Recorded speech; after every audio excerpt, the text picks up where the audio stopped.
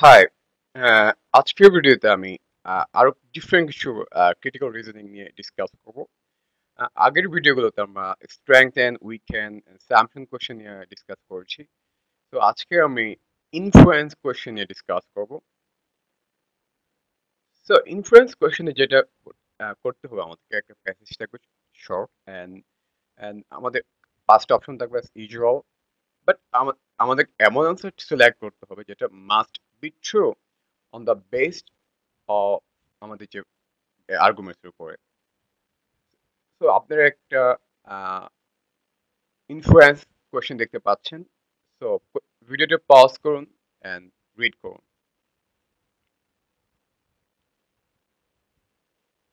তো আমি কোয়েশ্চেনে যাওয়ার আগে আহ, আমি আগে প্যাসেজটা একটু আহ, আলোচনা করব।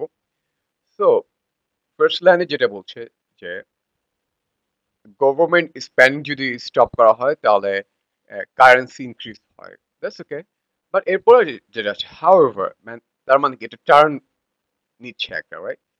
ডিফারেন্ট টার্ন, তার মানে ডিফারেন্ট কিছু বলবো, অপোজিট কিছু। বাট যে দেখা যায় যে বেশি অনেক ইকোনমিস্ট এটা রেকমেন্ড করে না। তো এটা হচ্ছে কনক্লুশন, রাইট? তো কনক্লুশনের পর যে পার্ট সেটা হচ্ছে এক্সপ্লেনেশন।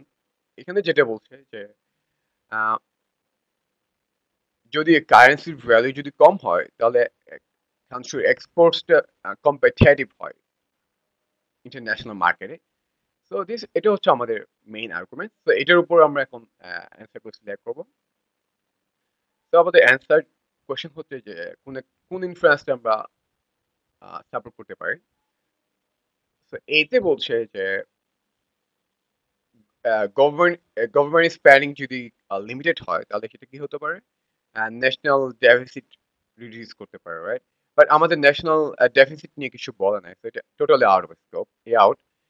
বিতে যেটা বলছে যে গভর্নমেন্ট স্পেন্ডিং যদি কার্ভ করা হয় বা স্টপ করা হয় তাহলে যেটা হবে একটা কান্ট্রির এক্সপোর্টটা লেস কম্পিটিটিভ হতে পারে, can make tone is good এখানে।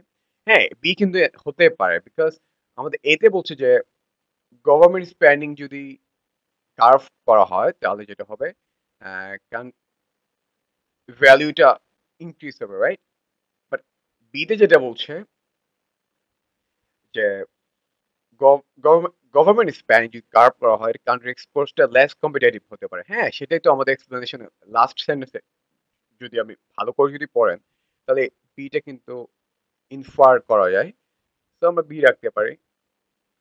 সিতে বলছে যে মেন ইকোনমিস্ট রেকমেন্ড করে high level government spending. Well, আমাদের প্যাসেজে যেটা আছে যে অনেকে রেকমেন্ড করে না, আর অনেকে করতে পারে, কিন্তু আমরা এটা ফর শিওর ইনফার করতে পারি না। So C out. ডিতে যেটা বলছে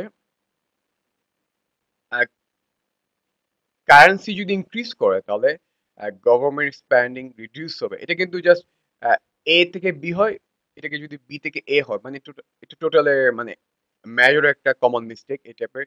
ডি কিন্তু আমরা করতে পারি না। আমাদের শুধু বলা আছে ফার্স্ট সেন্টেন্সে যে গভর্নমেন্ট স্পেন্ডিং যদি কমানো হয় তাহলে কান্ট্রির কারেন্সি ইনক্রিজ হবে, ভ্যালুটি ইনক্রিজ হবে কারেন্সির। কিন্তু ডি হচ্ছে টোটাল উল্টা, তো এটি আমরা ইনফার করতে পারি না। তো এটি আউট। আর ইতে যেটা বলছে competitive exports indicate a weak currency. Well, এটা হতে পারে, কিন্তু এখানে টোনটা বেশি স্ট্রং। ইন্ডিকেট যদি বলতো ক্যান ইন্ডিকেট তাহলে অ্যান্সারটা কারেক্ট হতে পারতো। সো ই আউট। তো আমাদের থাকলো বি।